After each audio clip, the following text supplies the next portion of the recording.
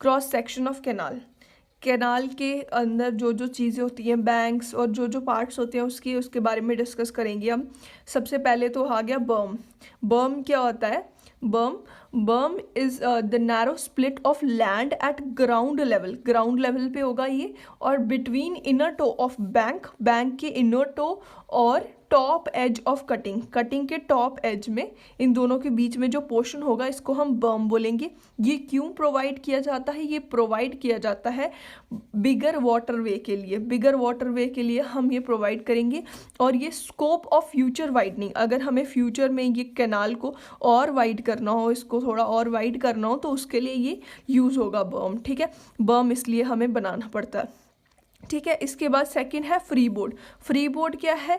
Free board is the gap between FSL of canal, canal का FSL full supply level, canal का कितना full supply level होगा उसके, और top of bank of canal, bank of canal जो है इसके टॉप जो है, इन दोनों के बीच में एफएसएल और कैनाल का जो बैंक है उसके टॉप, इन दोनों के बीच में जो गैप होगा इसको बोलेंगे हम फ्री बोर्ड। ठीक है, ये हो गया फ्री बोर्ड।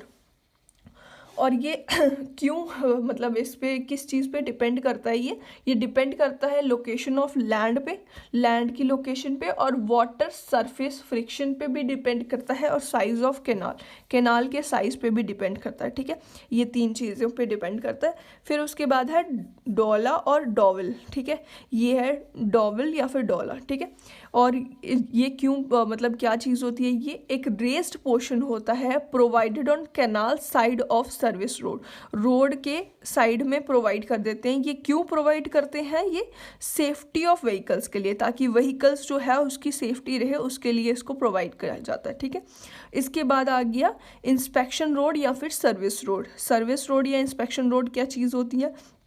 ये ये किस चीज़ के लिए प्रोवाइड किया जाता है? इंस्पेक्शन पर्पस के लिए। ठीक है, और ये किसके साइड में, मतलब बैंक के ऊपर प्रोवाइड किया जाता है ये। ठीक है, ये हो गया। फिर उसके बाद है स्पॉइल बैंक, ये स्पॉइल बैंक। ठीक है, स्पॉइल बैंक क्यों, मतलब क्या चीज़ होती है? ये होती है ये एक, अगर हम कटिंग करते हैं तो जो सॉइल एक्सकावेट करते हैं, वो जो सॉइल हमने एक्सकावेट की होगी वो कई बार क्या होता है, यूटिलाइज जितनी होती है उसके बाद बच जाती है, एक्स्ट्रा सॉइल होती है। जो एक्स्ट्रा सॉइल होती है उसकी हेल्प से हम एक साइड बैंक बना देते हैं जिसको हम कहेंगे स्पॉइल बैंक। ठीक है, उसको हम स्पॉइल बैंक कह देंगे। अब बोरोपिट क्या होती है? बोरोपिट ही इसका एकदम उल्टा होगा। अगर हमारे पास कैनाल जो है, हमने कैनाल में मतलब कटिंग की, और कटिंग करने के बाद जो सॉइल जो है हमारे पास, सॉइल इसकी जो है कम पड़ गई, हमें जितनी चाहिए थी बाकी चीज़ों को बनाने के लिए वो कम पड़ गई। अगर सॉइल कम पड़ जाती है तो एक बोरो पिट बनाते हैं और वहाँ से सॉइल को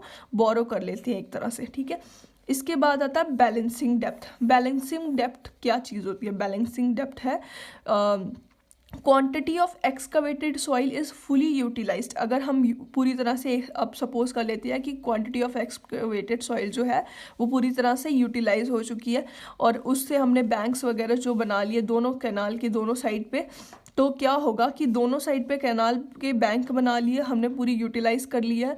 तो क्रॉस सेक्शन ऑफ जो कैनाल की क्रॉस सेक्शन होगी ना, उस पूरी क्रॉस सेक्शन को हम कहेंगे